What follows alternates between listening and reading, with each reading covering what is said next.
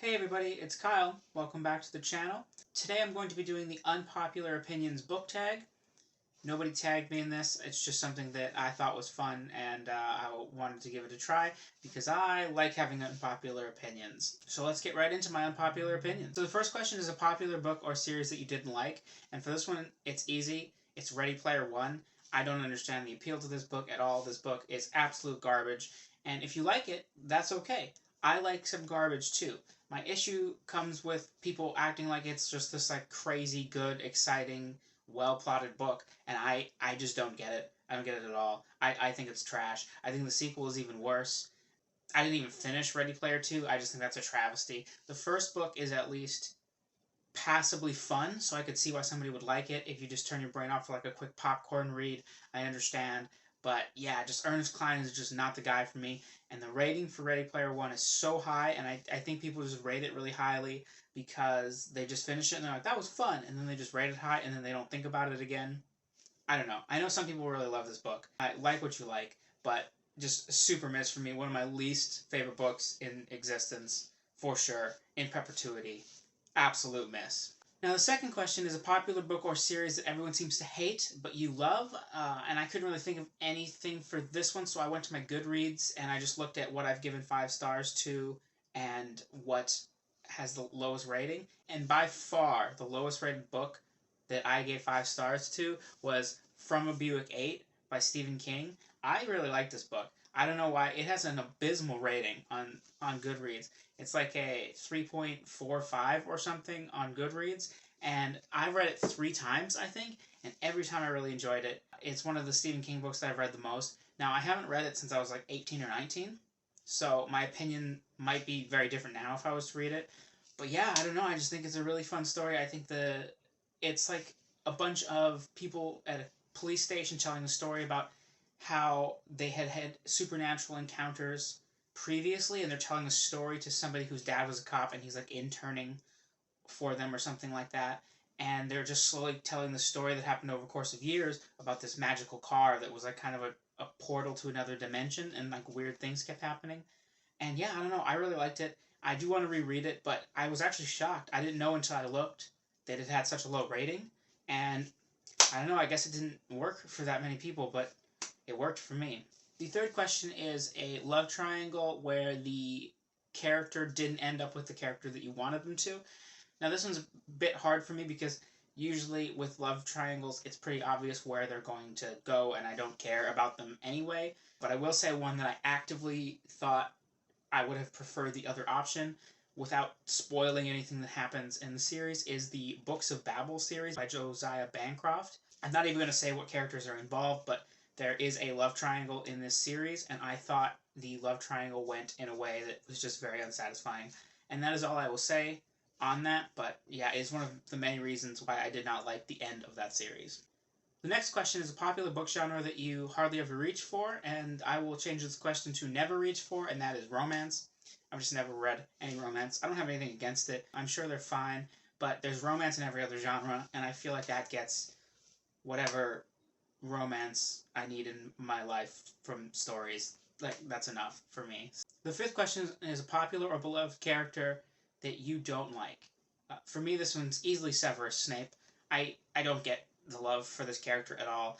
I know everybody walks around being like, always, and, you know, they have this, like, revisionist history with him because of the ending, and, you know, I just don't, I mean, he's a good antagonist, like, I don't think he's poorly written, but in terms of, like, people liking him, and the ending of, you know, Harry naming his kid after him, that's just ridiculous. I just don't get it. This guy's a villain, he's a bad dude, he's a creepy dude, he bullies children for 7 books, and then we're supposed to just magically be like, oh, but he was a good guy. No, he absolutely isn't a good guy. You're wrong. This is not true. The sixth question is a popular author or series that you just can't seem to get into. Okay, I have a confession. Terry Pratchett. Terry Pratchett. Terry Pratchett. Now, before you all get your pitchforks out, I'm going to keep trying with Terry Pratchett. I've only read 1.5 books by him, and it's not the humor.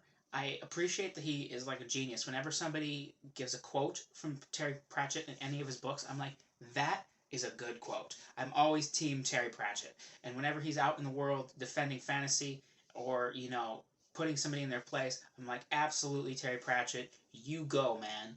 But I read Guards last year, and I just really did not vibe with the writing style. I didn't like that he didn't use chapters. This is absolutely ridiculous. I've seen his opinions on chapters about how they're only for children, but every other author in the dang world, Sir Terry, uses chapters, so you're just insulting everybody, and I don't stand for it. But then also, I don't like the constant head hopping and scene jumping. Like one time you'll be in a scene, and then he'll just jump to new people, and there's not like a line break, there's no clear, you're just there. And I don't like that he doesn't use dialogue tags very often. You just have to kind of constantly pay attention to who's talking, and it's just very Britishy humor. So the humor does kind of work for me, but it more so makes me smirk as to opposed to make me laugh. And so I don't know. I struggled with Guards. I ended up liking the last third a reasonable amount, so I'm going to continue with that series. I also tried Small Gods, and I did not like Small Gods at all. I DNF'd that book. It's a soft DNF. I think I will come back, but the first 50 pages of that book is just a tortoise screaming at people for no reason. It's just an angry tortoise just screaming at this poor guy. And I'm like, okay, I don't get this. This is not funny to me. It's just, I wasn't in the mood, so I will give Terry Pratchett some more tries, but for now, it's just somebody that I'm struggling with. The seventh question is a popular book trope that you're tired of seeing. Now, there's a lot for these ones. I feel like everybody says the miscommunication trope, which is true, but I'm going to go for one that's more specific and isn't used as much, but it is used often, and it's in a very particular context, which is when somebody that is usually our main character, or a character we're following, is in some war council somewhere, and there's a general there, and the general's just this stuffy old dude, and then the character that we're following introduces some battle strategy, and in order for the author to get across why you would do that battle strategy, instead of just having them organically explain the benefits of doing it, they always have the old curmudgeonly general act like this is just not, it would never work, and they just won't listen to this young upstart, and they're just like, this is outrageous. Are you telling me you want to ambush them?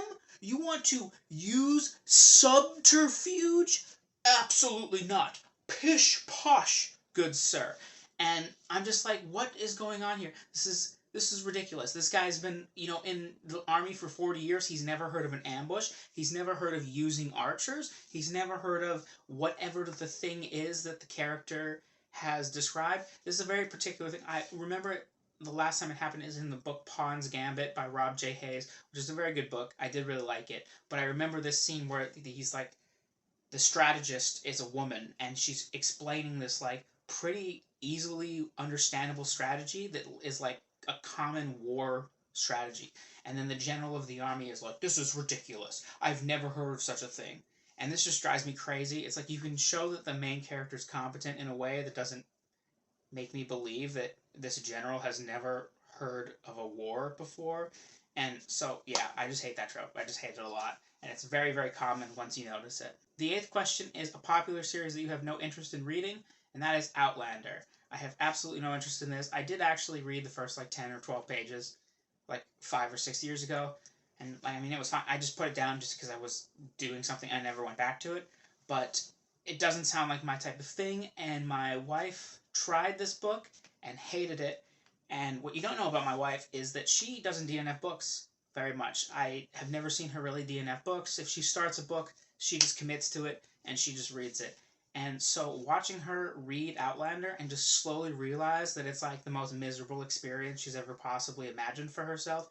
And she would just rant to me about how much she didn't like it. And so I feel like I know the plot of the first Outlander book quite well. And eventually I just was like, you don't like this book, stop reading it. And so she looked up a summary, and we talked about the summary, and she was like, okay, I'm done with this book. And so based on her comments and the comments of people who have told me they liked it, I just don't see this ever being a series that I would ever like. And so I'm not going to read it. And I'm glad other people are enjoying it. And the final question is, the book is always better than the movie, but what movie or TV show did you think is better than the book? And for me, this is actually a fresh one, although I did think this already. I just recently reread the novella The Mist by Stephen King, and I still think that movie is better than the novella. For a lot of reasons, the movie does it a lot better. First of all, the cast is phenomenal. Like, the cast of The Mist, I think, did a spectacular job elevating the material. Second of all, Frank Darabont, who directed that, also directed The Shawshank Redemption, and I believe one other King movie. I don't remember if he did Shawshank Redemption, but he's done a few Stephen King adaptations, and he really gets Stephen King's work, which is important. And I also just like the ending of the movie better. It was just a personal thing. Like, some people aren't going to like the ending of the movie better, but the pacing of the movie I just find is better. Things are more expanded. The slowing, mounting dread and anxiety, and like kind of the psychological aspects of what's going on, whether it's trapped in the store, I think it's just handled better. It's given more room to breathe than the novella. I wonder if I would have liked the novella better if I had read it first. Usually I'll like the book better no matter when I read it, but I don't know. Just the movie I really liked, and then I read the novella. And I recently reread the novella, and I thought I would like it better with more distance from the movie, and I still had all the same thoughts. So that's the one. The Mist, I think the movie's better. Alright, this has been the Unpopular Opinions Tag. I'll tag some people just for the hell of it. I'll tag Treebeard Reviews, I'll tag Aaron from Rambling Reader, and I will tag Library of a Viking. If you guys want to do it, awesome. I'd really like to see your guys' thoughts on these tags. Otherwise, thank you guys for watching. Hit that like and subscribe button for more content. It's never goodbye. It's just till next time. Take it easy, everybody.